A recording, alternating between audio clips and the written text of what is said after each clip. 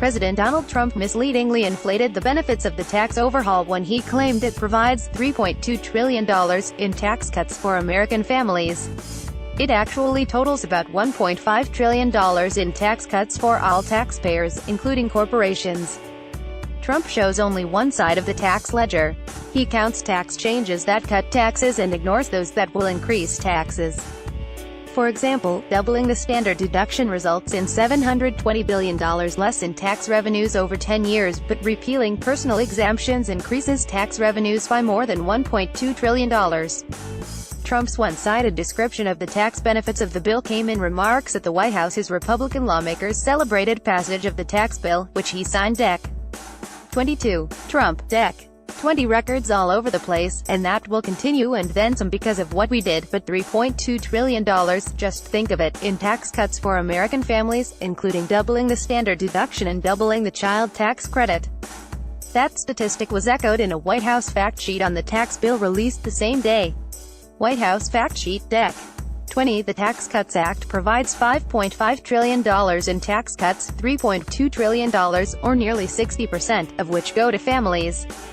It was also parroted in a tweet from Ivanka Trump, the president's daughter. Today marks a great win for all Americans.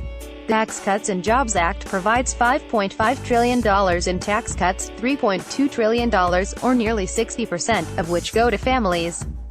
Tax reform at House GOP. Senate AGIP. Ivanka Trump at Ivanka Trump, December 20, 2017. It's true that changes in the new law that would cut taxes for individual, business and international taxes comes to about $5.5 trillion, according to the Joint Committee on Taxation. But when all of the provisions are considered, including those that would raise tax revenue, the government's nonpartisan Joint Committee on Taxation estimates the tax law will result in $1.456 trillion less paid in individual, business and international taxes to the U.S. government over the next 10 years. That's why major media outlets typically refer to it as a $1.5 trillion tax bill. The president cited a subset of that $5.5 trillion, the amount that he said would go to American families.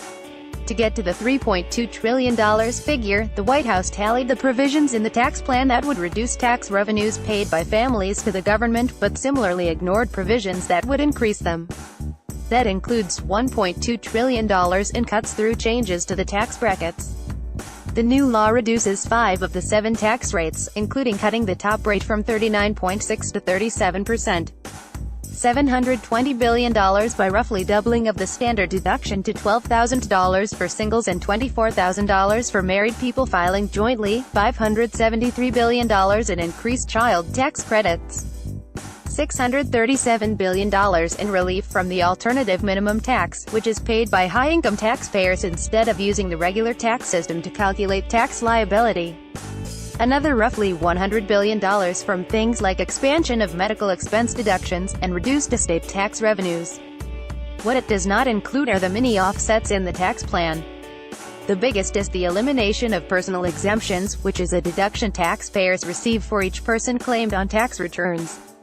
Under the old tax code, filers received a personal exemption of $4,050 per person, which means a married couple with 2 dependents receives a personal exemption of $16,200.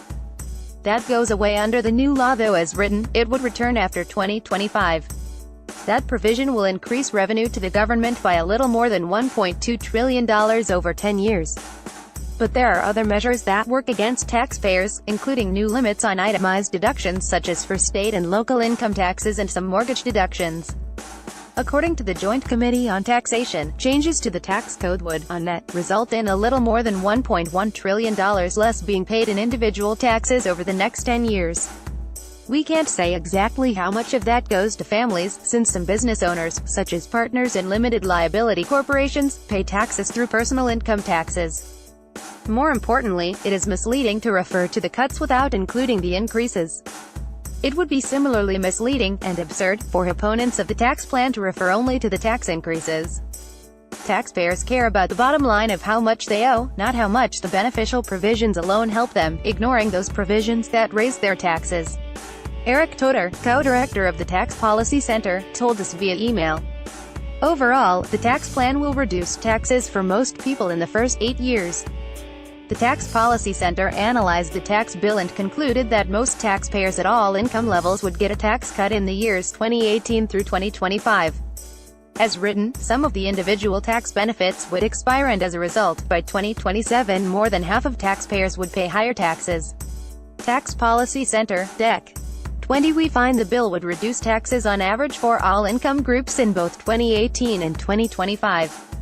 In general, higher-income households receive larger average tax cuts as a percentage of after-tax income, with the largest cuts as a share of income going to taxpayers in the 95th to 99th percentiles of the income distribution. On average, in 2027 taxes would change little for lower and middle-income groups, and decrease for higher-income groups. Compared to the current tax law, 5% of taxpayers would pay more tax in 2018, 9% in 2025, and 53% in 2027. It is fair to say that the tax plan would cut taxes. But reporting only one half of the ledger, just the benefits and not the offsets, is misleading, and inflates the overall impact of the tax changes. The Joint Committee on Taxation says it would cut taxes by nearly $1.5 trillion over 10 years. That's the unspun